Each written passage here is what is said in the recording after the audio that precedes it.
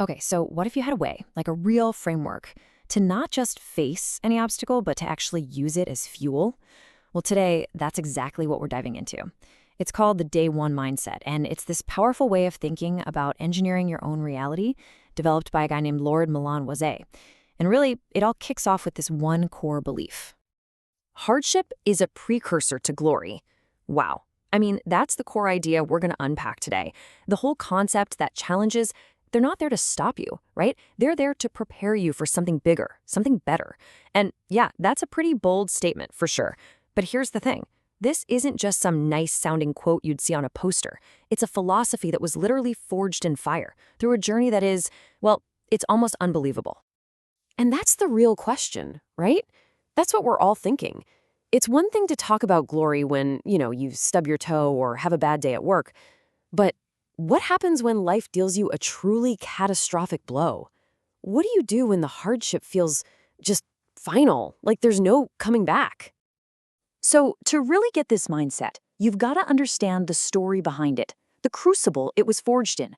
Because this isn't just some theory from a book, it's a proven formula, born from one of the most extreme challenges you can possibly imagine.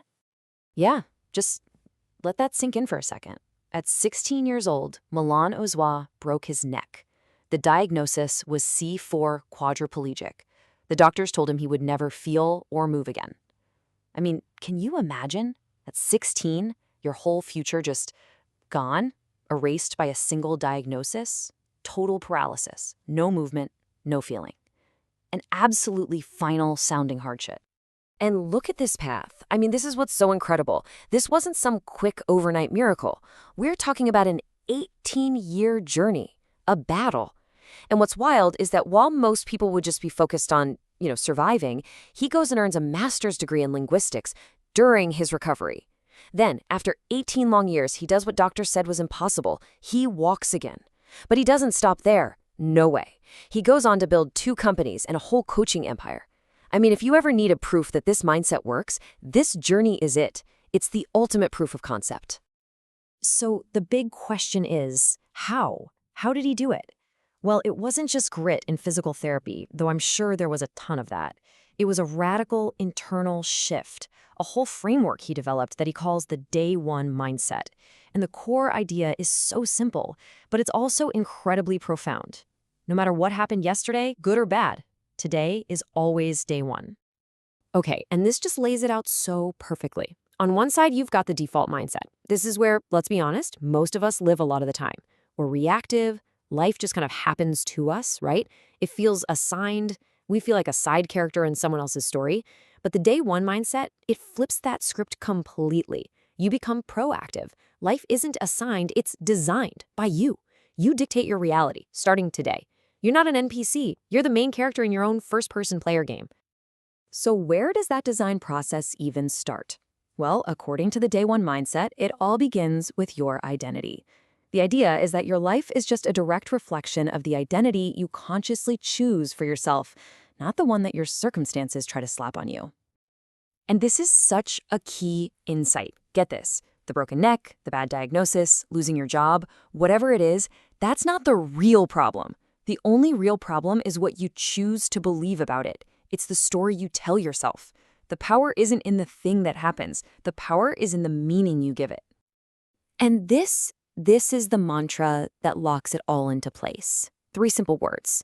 This changes nothing. Think about that. An unexpected bill shows up in the mail. This changes nothing. A huge project at work completely fails. This changes nothing. It's this powerful declaration that your chosen identity, whatever that is, a successful person, a healthy person, an overcomer, that identity is non-negotiable. It doesn't matter what the outside world throws at you. Okay, so believing this stuff is one thing, but how do you actually do it? How do you live it out day to day? Well, it all comes down to a really simple 3-part framework for getting everything into alignment. It's a path that goes from the inside out, and it builds momentum as you go. So step 1 is your thoughts. You have to consciously choose what you're going to dwell on, what ideas you're going to let live in your head. Then step 2, you give those thoughts power by turning them into words. You actually speak your intentions out loud. And finally, step 3, you make it real with your actions. You do things that are in line with that identity you've chosen. When your thoughts, your words, and your actions are all pointing in the same direction, That's when you start to actually engineer your reality. And Milan has this amazing name for this whole process. He calls it superhero training. I just love that reframe, don't you? It completely flips the script. Every difficulty stops being a roadblock and starts being like another rep at the gym. A deal falls through? That's not a failure, that's training for your negotiation skills.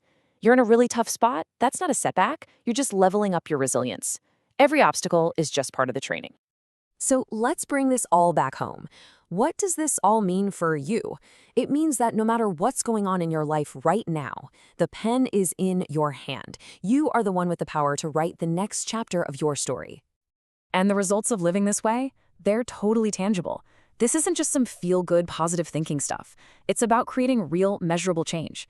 You get way better at regulating your emotions. You go from feeling powerless and stuck to taking powerful, meaningful action. You literally start turning your imagination into your reality. And the best part? You do it with less burnout, because everything you're doing is intentional.